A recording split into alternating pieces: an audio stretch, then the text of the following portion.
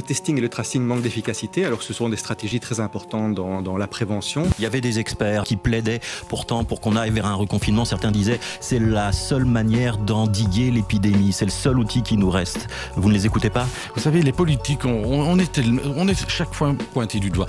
Il faut essayer de préserver une activité économique raisonnable. C'est pas encore pleinement opérationnel, on est même encore un peu loin du compte. Il faut surtout garder les choses sous contrôle. Le pire, c'est d'avoir des dispersions incontrôlées, incontrôlables de ce virus.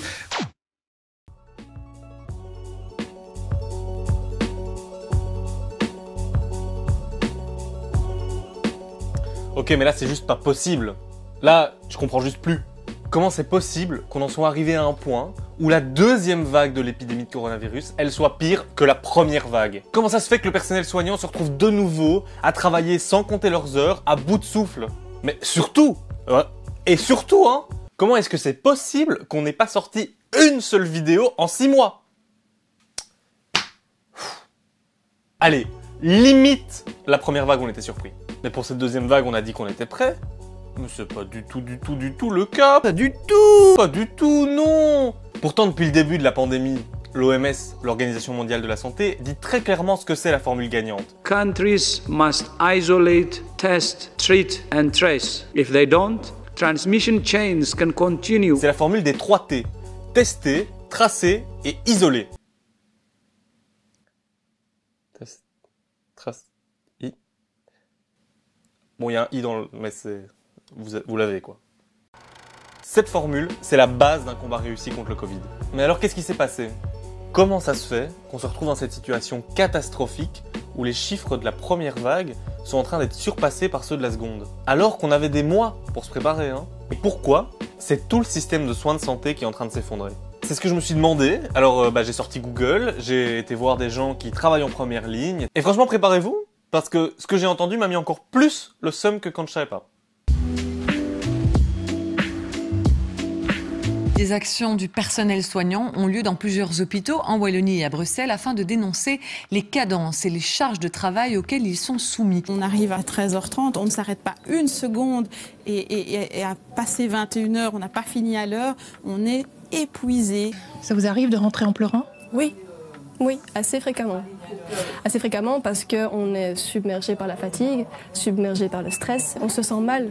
Première chose qui m'a frappé en faisant des recherches, c'est comme vous pouvez le voir, les travailleurs du secteur de la santé n'ont pas du tout attendu l'épidémie de coronavirus pour déjà dire que c'était bien la merde. Ça fait quand même maintenant plus d'1 an et demi que le personnel des hôpitaux, les blouses blanches comme on dit, alerte régulièrement sur l'état des services de santé, sur les effets de l'austérité, sur les dangers du sous-effectif chronique. Du coup je me suis demandé, si on n'a pas assez de personnel dans les hôpitaux, c'est peut-être juste parce qu'il n'y a pas assez de gens formés en Belgique. Moi je fais pas des études d'infirmier, donc à la limite c'est peut-être ma faute, maybe, on sait pas, tu vois.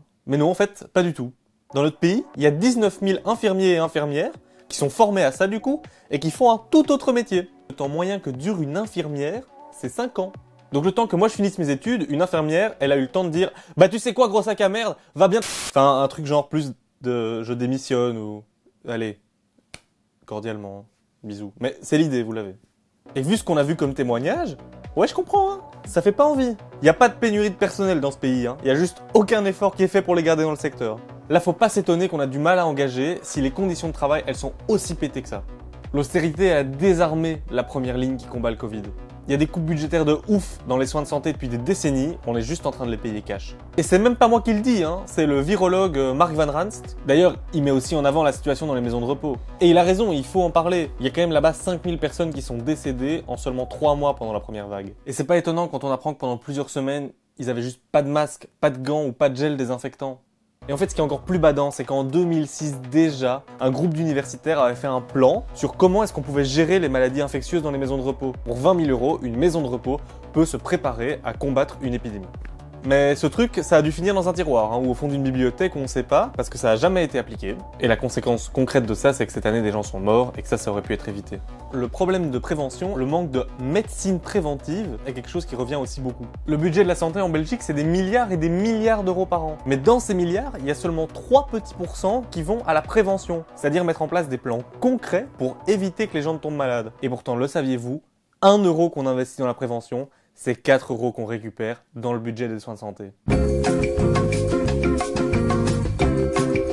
Bonjour, voici 1000 €. Eh bien, voici 4000 €. Oh, c'est une super affaire, dites donc. Oui, en effet, oui. Oui. Et c'est évidemment dans des moments de crise comme celui-ci où on se rend compte que avoir prévu les choses, avoir investi dans la médecine préventive, c'est hyper important. Et ça passe aussi par avoir des structures locales en qui les gens ont confiance. Par exemple, dans le réseau de maisons médicales de médecine pour le peuple, eh bien les médecins font des suivis de contact au niveau local. Ils connaissent les gens dans le quartier où ils sont et où ils exercent. Ça change tout évidemment. Et c'est pas du tout la stratégie choisie par l'État belge qui a préféré déléguer ça à des call centers privés, mais qui n'ont pas du tout la confiance des gens et qui connaissent pas les réalités locales. Une bonne implantation pour des médecins, ça prend des années. Bon alors c'est vrai, il y a récemment eu des fonds débloqués pour les blouses blanches. C'est une victoire importante pour le secteur, hein. Je suis pas en train de rire, je suis pas ironique, c'est vraiment positif. Mais allez, c'est aussi très loin d'être suffisant. Pour Naïma Amakran du 7K, elle explique que le milliard reçu ne rembourse même pas un tiers des coupes budgétaires que Wilmès a faites quand elle était au budget. Et du coup je comprends pas, parce que si, de manière générale, c'est plus rentable et c'est mieux d'investir dans les soins de santé, mais aussi dans le préventif, pourquoi est-ce qu'on l'a pas fait? Ce serait bien, ce serait logique. Sauf que vous avez oublié un truc, c'est qu'on vit dans un monde où c'est la tunasse qui dirige, et oui, les grosses thunes. Et ouais ma poule, la santé c'est un business aujourd'hui, et plutôt juteux. Et la tendance de ces dernières années, c'est de faire basculer le système de santé public vers un système de santé privé. Et on en a déjà parlé dans les épisodes précédents, vous allez même dire que, ok, on radote, mais c'est toujours cette même austérité qui pousse les États à désinvestir le public et qui laisse alors la voie royale au privé. Parce que la santé pour l'État, ça coûte cher, hein, ça coûte cher. L'hôpital pèserait trop dans les dépenses publiques. Passons les troupes en revue. En 2002, les hôpitaux publics disposaient de 314 000 places en hospitalisation longue. En 2018, il n'en restait que 243 000. 71 000 lits en moins. Schlack! Sauf que l'objectif numéro 1 du service public, c'est de fournir un service public à la population, en réponse à des besoins. Alors que l'objectif numéro 1 du privé, c'est de faire un maximum de profit. Et ça va quand même entraîner des choix, différents quoi. Bonjour, je viens investir ma thune dans le service. Ah non, monsieur, ici, ça on ne fait pas. Hein. On investit sa thune dans la thune, c'est tout. Oui. Bon Oui. Bon, allez, ok, c'est un poil plus subtil. Petit exemple, en 2003, une épidémie de SARS, encore un coronavirus, se déclare en Chine. En 2016, on a une piste prometteuse de vaccin, mais comme l'épidémie est finie depuis longtemps, on ne la teste pas et on ne l'essaye pas parce qu'il n'y a juste pas de subsides, pas de fonds. Finalement, l'industrie pharmaceutique considère que les vaccins contre la souche du coronavirus ne rapporteraient pas suffisamment. Ils ont préféré investir dans d'autres trucs comme genre des crèmes pour la peau, j'imagine. Des visionnaires. Alors là, les mecs, pour savoir où foutre sa thune, ici, non, non. Si le secteur pharmaceutique était public, ils pourraient faire des choix qui sont pas forcément les plus rentables. Et par contre, ces choix, ils sauveraient peut-être plus de vies. Et en ces temps de crise, cette logique de marché et de profit, elle peut avoir juste des conséquences dramatiques. Aux États-Unis, en plein pic de l'épidémie pendant la première vague, certains hôpitaux devaient acheter jusqu'à 20 fois plus cher leur matériel. Parce qu'au moment où ce matériel devient vital, où l'achat de ce matériel est une nécessité, les grands groupes qui le produisent y ont juste vu une manière de faire plus de fric. Et l'État a laissé faire. Bon, vous allez me dire c'est Trump, donc c'est facile aussi. C'est facile. Mais en Allemagne aussi, hein. Par exemple, une syndicaliste dénonce 2 des 3 hôpitaux qui se trouvent dans les quartiers les plus pauvres sont en train de fermer. Parce qu'ils sont pas rentables en pleine pandémie. Pas rentables en pleine pandémie. Pas rentables. Au revoir.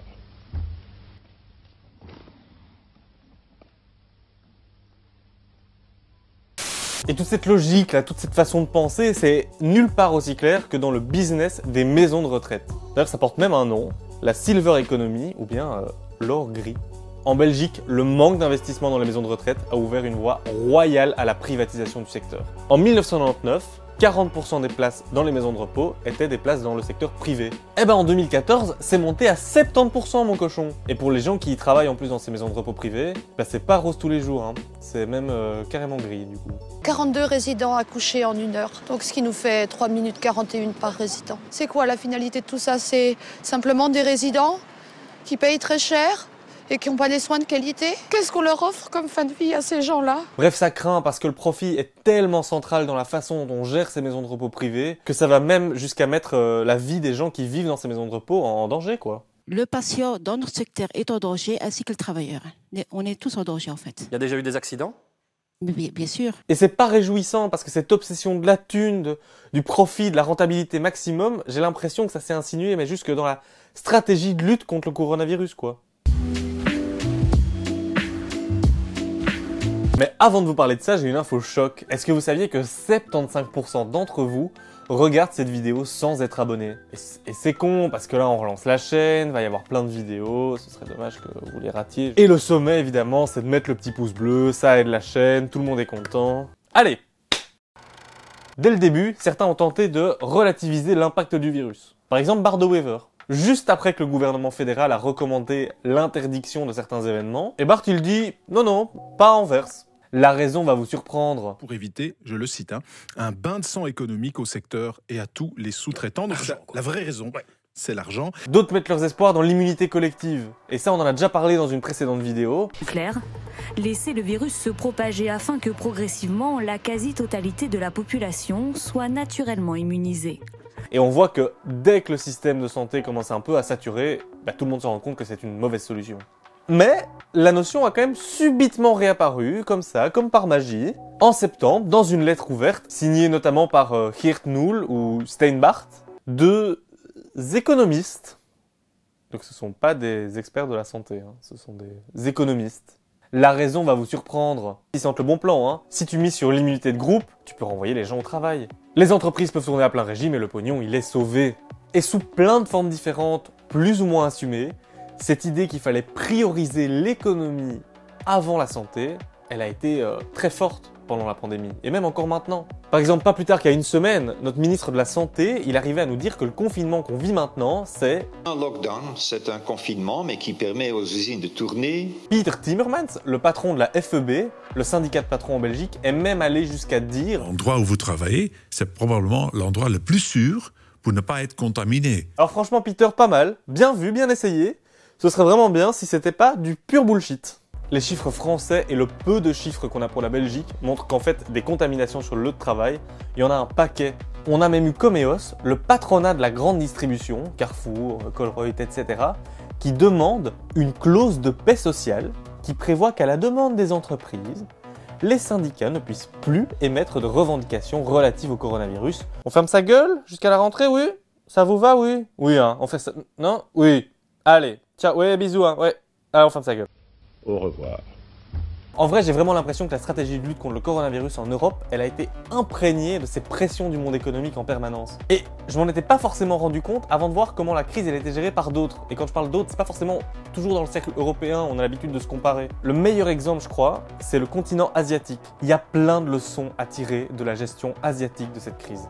Et on l'a pas du tout fait. Et là, je jette un pavé dans la mare, mais peut-être aussi par sentiment de supériorité. Parce que, de manière générale, l'Occident a décidé qu'il savait tout mieux que tout le monde. Mais les faits, ils sont là, les pays asiatiques s'en sortent mieux. Et ça tient beaucoup aussi dans l'esprit avec lequel cette crise elle a été abordée. La Belgique et l'Europe en général, on a surtout comme objectif d'éviter l'engorgement des hôpitaux, aplatir la courbe si c'est possible. Mais du coup, on reste un peu le cul entre deux chaises. L'épidémie est là, on essaye de pas trop, mais c'est toujours en tension. Mais en Asie, on n'essaye pas juste de l'aplatir la courbe, de la restreindre, non. On veut lui démonter sa gueule à la courbe. Au Japon, il est obligatoire pour les patients Covid d'être hospitalisés. Autre exemple avec la Corée du Sud, qui a investi massivement dans le testing de la population. Ou encore dans l'état du Kerala en Inde, que je connaissais pas du tout avant de faire cette vidéo, je vais pas mytho. Chaque village a son centre de santé avec une équipe qui connaît le terrain. Et en Chine, quand 300 cas, ce qui est pas rien, ont été découverts à Pékin, ils ont testé la moitié de la ville, soit 11 millions de personnes. Eux, la deuxième vague, bon, ils l'ont mangé, Pour rappel, nous, on est toujours en train de pas tester les gens asymptomatiques. Ça se voit que ça me tend un peu ou pas cette histoire? Le choix dans ces pays-là, ça n'a pas été qu'on va essayer d'apprendre à vivre avec le virus, on va essayer de vivre au mieux, mais en sachant que c'est là, etc. Non, ça a été de se dire, on va le détruire ce virus, on va lui manger ses morts. Ils cherchent pas le compromis, les mecs, ils investissent. Et pas 3 € par ici pour faire refaire le sol, pas 3 € là-bas pour faire la toiture, non. On parle de milliards. Et le résultat, c'est une stratégie qui marche à long terme. On aime bien les blagues dans LBQ, mais là, je prends 2 minutes pour être sérieux. Cette seconde vague, elle était prévue. Et on a perdu beaucoup de temps avec des stratégies qui n'avaient pas pour objectif de vaincre le virus. Par des jeux politiques, entre régions, entre communautés, entre partis, avec la pression de la FEB, on a minimisé. On a essayé de ralentir l'épidémie sans s'en donner les moyens, sans investir dans la prévention, dans des masques, dans du personnel, dans du gel, dans des tests. Et là maintenant, on est en train de le payer sévère. Nous, la population, alors moi je prends mon exemple évidemment parce que je suis étudiant et je dois de nouveau me taper ces cours en ligne et ça me saoule. Mais je pense surtout aux putains de héros qui bossent tous les jours dans les soins de santé, qui ont chopé la première vague, qui sont en train de nouveau choper la deuxième, de bosser tout le temps, et qui honnêtement, on les a pas aidés quoi. Et ça c'est sans oublier plein de travailleurs dans ce pays qui peuvent juste pas télétravailler, et qui se mettent en danger tous les jours en allant juste bosser. Alors que pourtant il y a quand même des alternatives qui existent. Par exemple des réseaux de maisons médicales de terrain, comme celui de Médecine pour le Peuple, où j'ai pu aller faire du bénévolat justement et discuter avec des travailleurs de la santé. Et d'ailleurs je vais en profiter pour faire un appel à la solidarité. Si vous avez l'occasion d'être bénévole, faites-le. Si vous avez l'occasion d'encourager votre voisin, votre boulanger, le kebab du coin, faites-le. Et quoi que vous fassiez, évidemment, respectez bien les mesures, prenez soin de vous et des autres. Les leçons de cette crise, il va bien falloir qu'on les tire, qu'on mette fin au dogme de l'austérité, et qu'on sorte des secteurs aussi essentiels que les soins de santé ou les maisons de repos de cette logique de profit en permanence. Autrement dit, il va falloir se poser des sérieuses questions sur notre système. Et ça, en tout cas, vous pouvez compter sur cette chaîne pour ne pas s'arrêter de le faire. Prenez soin de vous et des autres, et bienvenue dans LBQ saison 2. Voilà, j'espère que ça vous a plu. N'hésitez pas à liker et à vous abonner à la chaîne, et à nous dire dans les commentaires quelle vidéo vous aimeriez voir et quelles bonnes questions vous voudriez qu'on se pose. Et n'hésitez pas à aller nous suivre sur tous les réseaux sociaux qui s'affichent en bas.